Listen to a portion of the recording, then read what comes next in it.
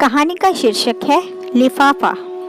विवाह के बाद मुंह दिखाई की रस्म चल रही थी, पर उसका मन तो कहीं और ही विचर रहा था। कल से कॉलेज में एडमिशन फॉर्म मिलने शुरू हो गए होंगे।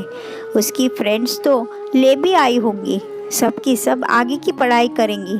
काश कि बाबा मान जाते तो वो भी वही होती, पर सोचते सोचते उसे छटपटाहट सी होने लगी। बाबा पर गुस्सा भी आ रहा था। वह अभी शादी नहीं करना चाहती थी, लेकिन उसकी एक न चली। हम मध्यम वर्गीय व्यापारी लोग हैं। हमारे यहाँ लड़कियों को ज़्यादा नहीं पढ़ाया जाता। अगर ज़्यादा पढ़ लिख गई तो बाद में फिर वर ढूंढने में दिक्कत होती है।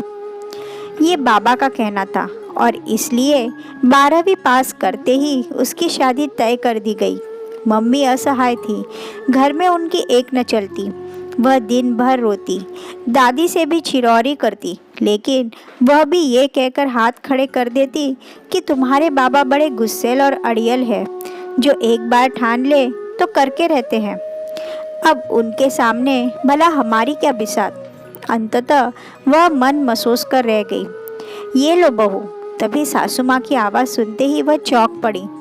सुना है तुम्हें घूमना फिरना बहुत पसंद है, इसलिए मैंने सोचा कि तुम्हारी मनपसंद चीज़ गिफ्ट करूं। ये लो, इसमें सिंगापुर की टिकटें हैं। मेरी तरफ से मुंह दिखाई।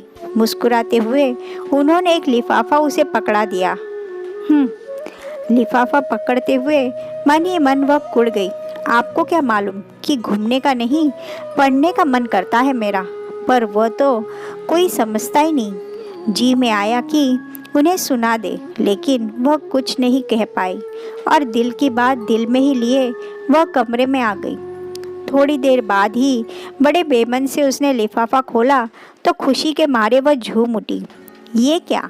लिफाफे में कॉलेज का एडमिशन फॉर्म था और साथ में एक छोटी सी चिट्ठी भी। बहू, शादी से पहले तुम्हारी दादी माँ से मेरी बात हुई थी। उनसे पता चला कि तुम आगे पढ़ना चाहती हो। सुनकर बहुत अच्छा लगा। मैं तो ज़्यादा पढ़ ना सकी, पर तुम जितना चाहो पढ़ सकती हो। मैं हमेशा तुम्हारे साथ खड़ी रहूँगी। इसके आगे वह और कुछ नहीं पढ़ सकी। आंसुओं से उसका चेहरा भीग गया।